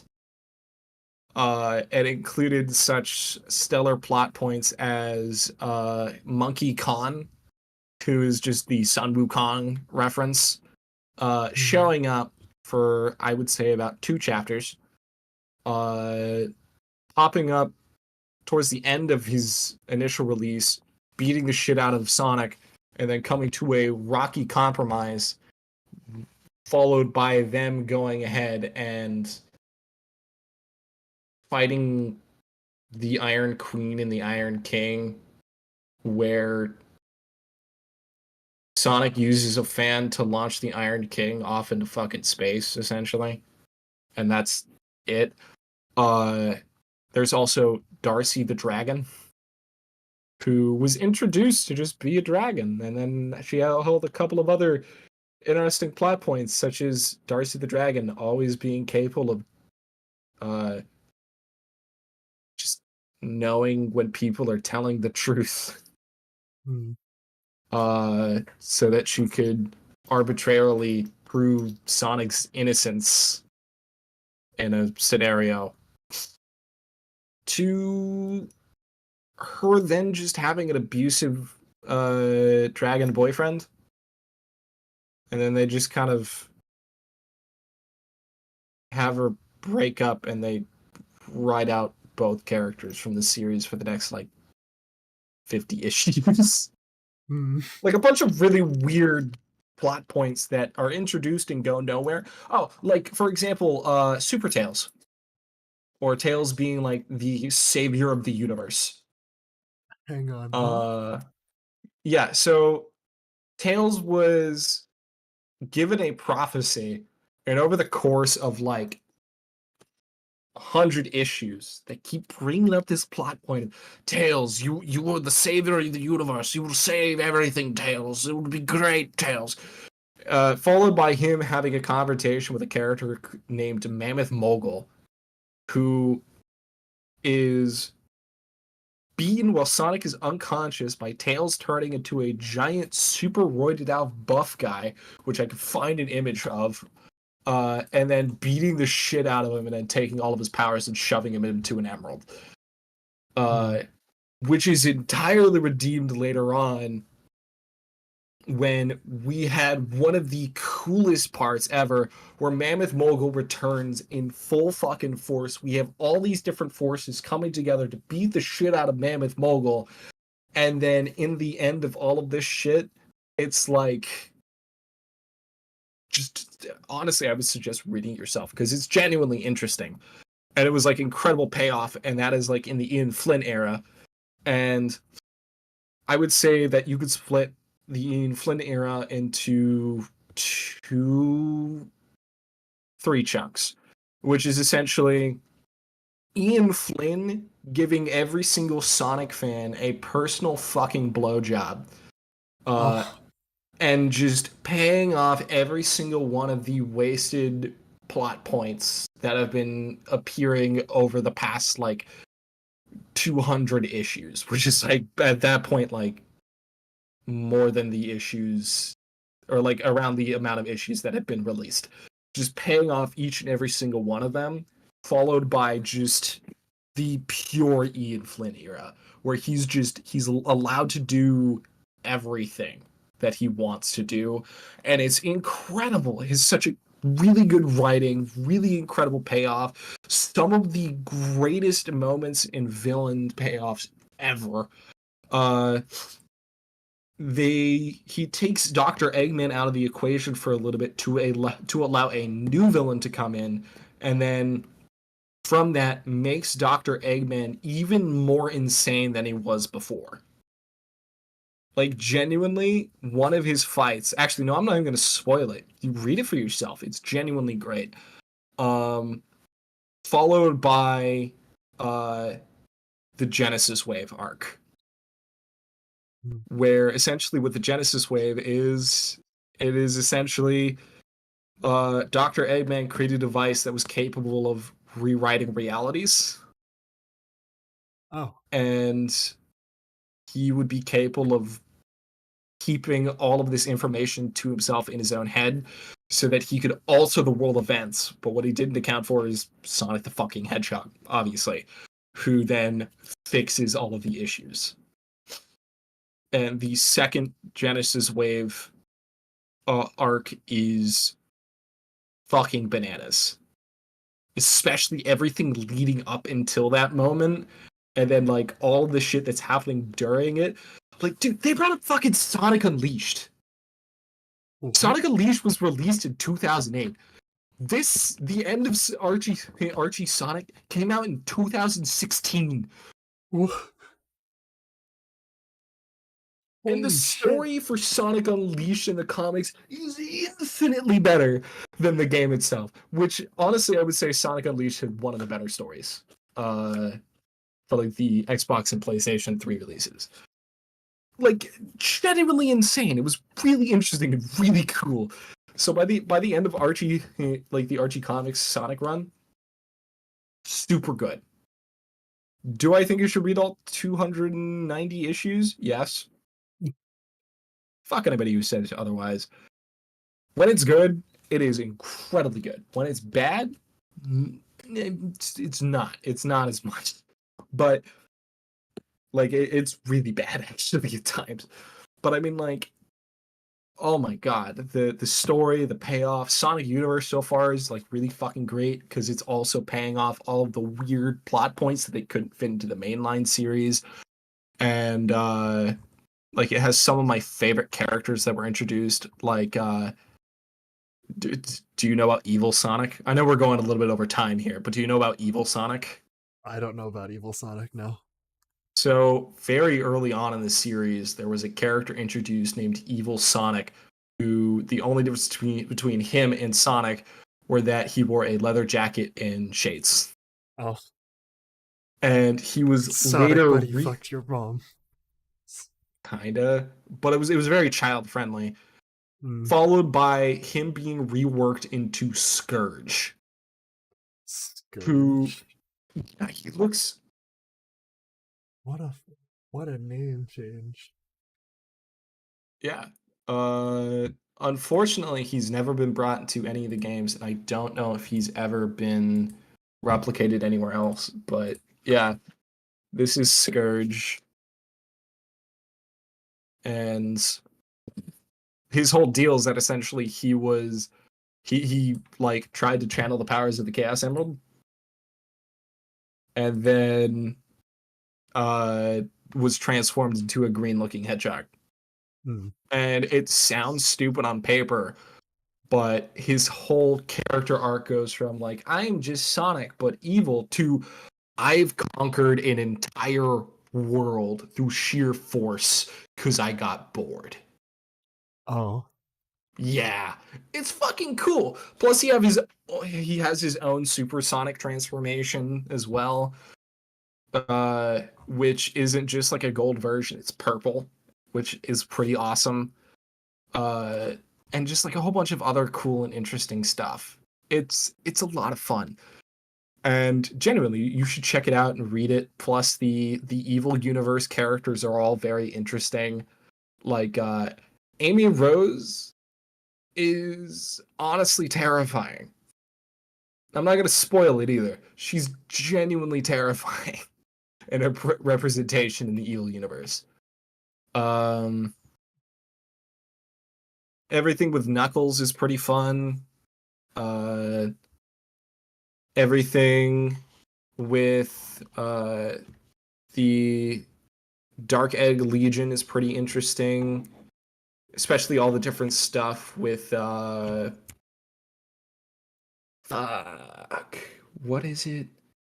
Oh, Enerjack, which is a stupid name. And when he was first introduced, he was pretty scary villain, but then like his defeat is kind of dumb. Followed by the most incredible appearance of a villain in this series. So, genuinely, read it. Do you have anything you want to add before we end the stream tonight? I have nothing to add. I guess read the Archie Sonic comics.